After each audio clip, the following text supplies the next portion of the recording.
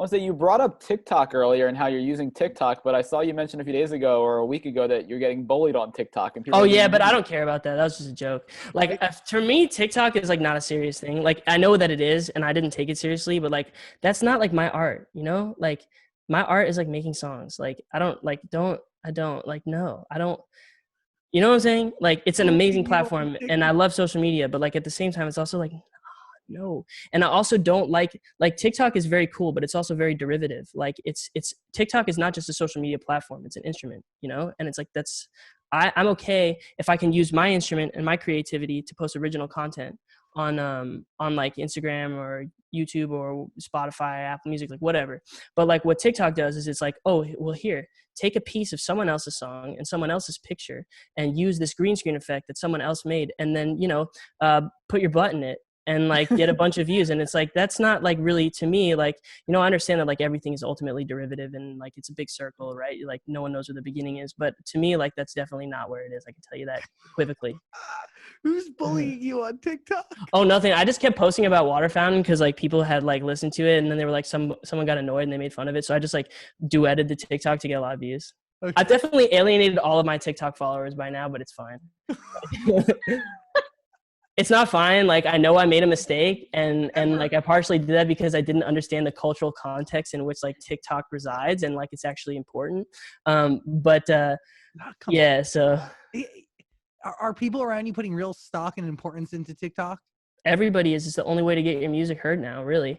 Like, that's where kids are at. And like, because it's it's different now because things are opening up, but everything's shut down. So it's like, if you don't have a viral song on TikTok, like you don't really have anything. TikTok can get you a #1 record.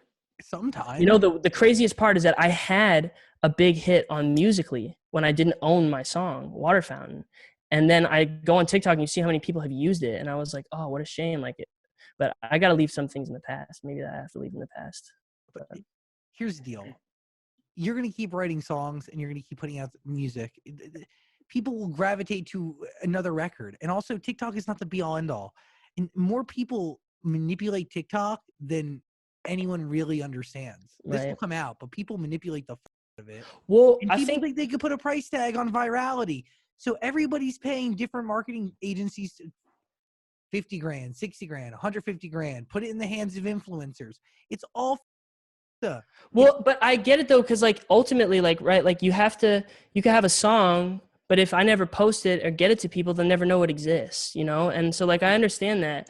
And I think like right now, the thing that has made everything very difficult and society is like very segmented is because people are like, oh, well, it's all about the algorithm. It's going to feed you the content you want. But like more often than not, like the algorithm, like people make the algorithm, right? It's like the algorithm is totally based on people's understanding of like, the habits of users, and people don't understand the habits of users or what they might like. So pretty much what people have done is they're like, oh, well, people like, the guy says that he likes to work out. Well, we'll just feed him gym equipment until he stops buying it. It's like, but it doesn't, there's so many things that you and I might love that we'll never hear about. You know what I mean?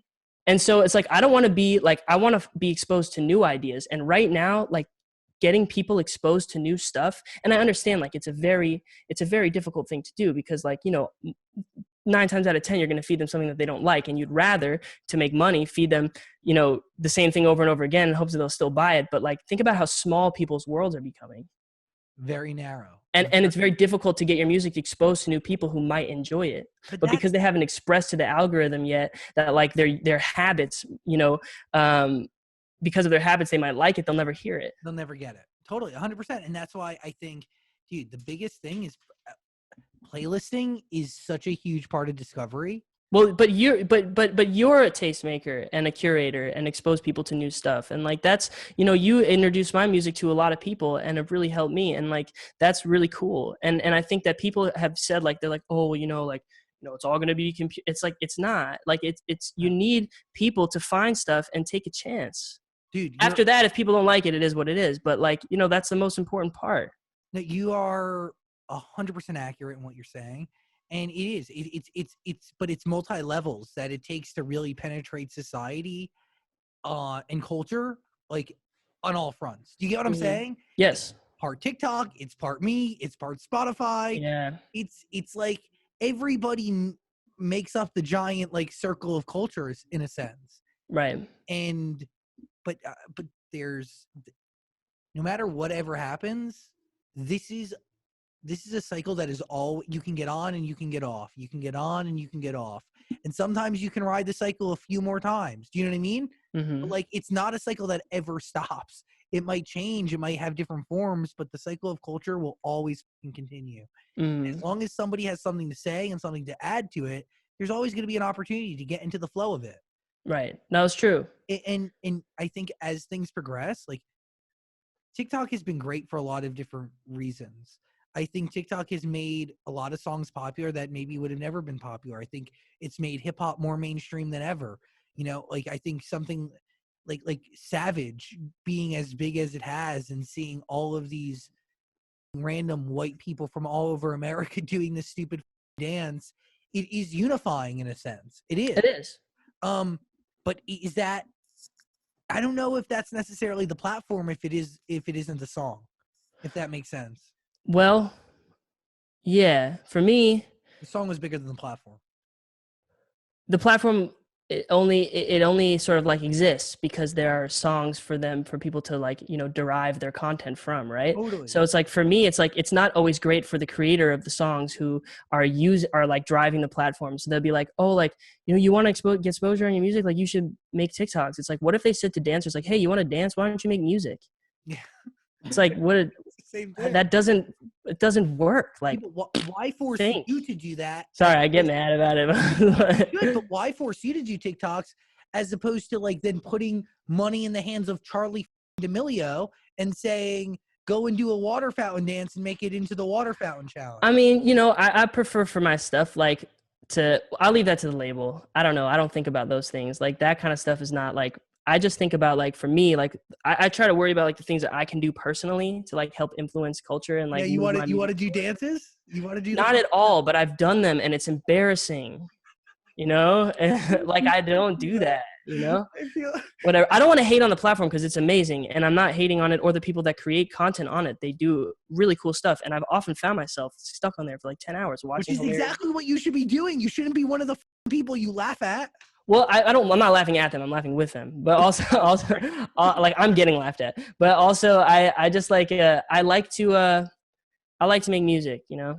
You're one of the most prolific writers of our generation, in my. Maybe, you know, but I'd rather have you know, only if the songs are good. It only counts then. So we'll see what happens. I have a long way to go. And if not, catch him on TikTok, dude. Every challenge that comes his way. Yeah, no, I'm not for me. Anyways. Watching you and Max figure out the dance moves is really funny.